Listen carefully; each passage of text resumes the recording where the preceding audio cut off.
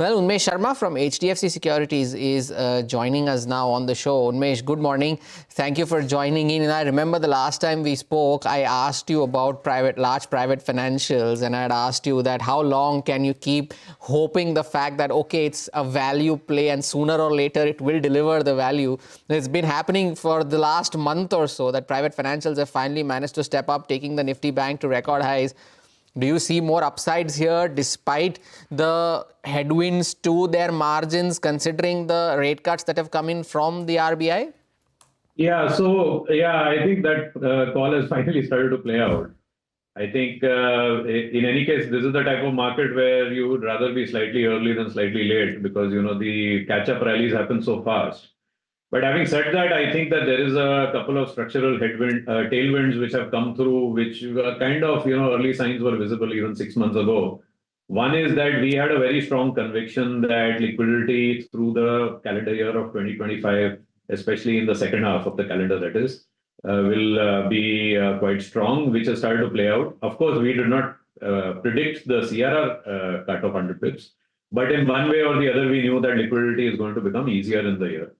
The second is the rate cycle, which again, but I think the one big factor which has played out, which is very good for all private banks, but also for all lending non-banks also, but lending financials, has been this commentary that at an aggregate level from the Reserve Bank after the policy, that at the aggregate level on the unsecured lending, the concerns seem to be kind of receding. I think if you put a combination of these three things, I think the call's playing out exactly how we had seen it fundamentally. And so we continue to remain very constructive. Also, they have big weights in the index. We believe that there is absolutely no reason that any large portfolio should not be overweight on the financials. Got that. Unmesh, on the whole, this recent run-up has left limited room for upside. Even valuations are slightly higher than the historical levels. So in this context, if someone wants to make money, what is the approach? Which stocks would you recommend? Where do you generate that alpha? Yeah, so look, I think, interestingly, when even if you look at 10 years ago, the average PE ratio, since we're talking about valuations, I'll tell you that the average PE ratio used to be 16, 17. The other day, our strategy team has put out a very detailed report where they were talking about the average for the last 10 years on a 1 year forward, which is basically what would be FY26, is an average of almost 20 and a half, 21, right? And that's where the market is. Now, the thing is that 20, 21 and a half on a very long term, if you look 2 decades, it's a little bit more than one standard deviation above. But I think that as of right now, given the situation of the liquidity, the fact that India macro generally seems to be okay, we believe that this premium to a very long-term kind of average, which has persisted for the last few years, will continue. What that means is that as we approach the second half of this fiscal year, or let's call it the Diwali season, what will happen is that people will start looking at FY27. Now, if you get 13, 14% earnings growth CAGR, as in for this year 13 and next year, let's say 15, and then on that number, we are actually at only 17.5 or 18. So we can see why valuations while the market may go sideways, for this 6-month period, what may happen is that the valuations will start to look okay again. So, in the next 6 months, do you see any trigger for everything to fall off a cliff? Unless there's a macro global event, I can't see that happen. So in that kind of scenario, we believe that while,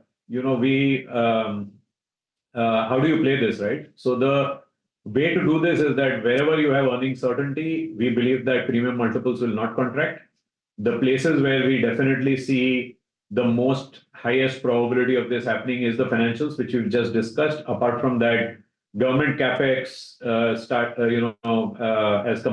after the election year issues as basically is looking okay. So is the real estate cycle. So if I had to pinpoint exactly 3 points, it would be the lending financials, and we are taking on a little bit more risk than before. And add to that real estate and derivatives like building materials and the domestic economy facing sectors. Unmesh, stay on. The AMFI data for the month of May is flashing on the bottom of your screens. The net equity inflow for the month of May is at 18,995 crore, and it is significantly lower than what it was for the month of April, which stood at 24,253. So it is a multi-month low is where you're seeing the overall equity inflow for the month of May. The large cap fund inflow has also halved from last month. The net equity inflow now at almost 19,000 crores compared to 24,253, which is a sub 20,000 number after a very long time is what we are seeing in the net equity inflow number. The small cap fund inflow has also declined from last month, but not as much as the large cap funds. But so numbers coming in there on the AMFI data there, the large cap funds have halved from last month. Is a sub 1,300 number. Mid cap funds also seeing a bit of a contraction in terms of flows when compared to last month. So 2,800 crores compared to 3,300 crores is the number that is coming in. And the large cap flows fund inflow at 1,250 crore, which is also the multi-month low, which is the lowest since July of last year. So it's almost at a one-year low for the large cap funds. The small cap funds too at 3,200 crores. We'll get the all-important SIP numbers in just a bit. These equity flows have been tapering down over the last few months, and this is possibly the fifth straight month of contraction in equity flows. Then the equity flows have been contracting every single month since the start of the year. It stood at around 41,000 crores in the month of December of last year, and since then it has been on a downward trajectory, as you can see on your screens, from 39,000 crores. That net number has almost halved onto almost 19,000 crores now in the month of May. So in 5 months the net equity inflow has halved. Maybe now that the markets have started to stabilize, we could see some reversal. If we get a quick reaction in from Unmesh as well before we get our guests in. Unmesh, if you can still hear me, what do you make of this inflows that have into the markets that have reduced on a month-on-month basis? Now, with the market stabilizing, do you see that number going up again? Because mutual funds are sitting on record cash, but there will come a time when that cash will be put to use, and then the net inflow going down. Would that become a headwind for the market, because it is the domestic flows that have kept the markets higher so far? Yeah, so look, there are three factors, of course, as when you look at flows. One is that, whenever this data starts to flash, the first thing we do is take a deep breath, because there is a fair bit of nuance to this data. I could see some of the ETF data, for example.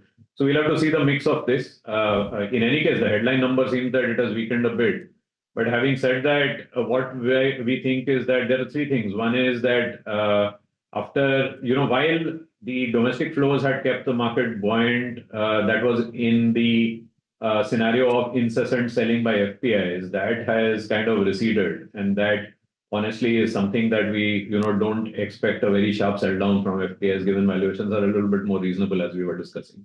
And also India currency, against the USD has been okay. And on top of that is the concerns in the rest of the world. So from that perspective, it will have to be seen in aggregate. The other is, as you rightly said, that there is a record level of, and that is something I'll wait for today's data as well to see how much is the cash level for the mutual funds last quarter. So if you look at the shortfall from January till today, if you just look at even if they deploy the cash, to get to a cash level of around 3 or 4%, that can mean multiple months of continuous investments into the Indian market. So it has to be seen in context of how much cash is already there. Plus, the fact that even today it is a 19,000 crore inflow. So that also has to be deployed into the market, and the FPI selling is not as incessant. So do I think that as a result of this, there could be a correction in the market? Maybe that could be the trigger for this inflow number to actually start going up again, because it seems like a buy the dips kind of market for the last maybe 5-7 years. So not overly concerned. We look at the nuanced data and figure out what actually is happening. But it's quite a sharp fall, right? Month on month, it's about close to, I think, a 20% kind of a fall seen in the total equity inflows. And last time in April, large caps had bucked the trend. Yes. So there was a moderate decline in the mid and small cap inflows, but large caps had shown growth in terms of inflows. But this time, all the three segments are weaker. We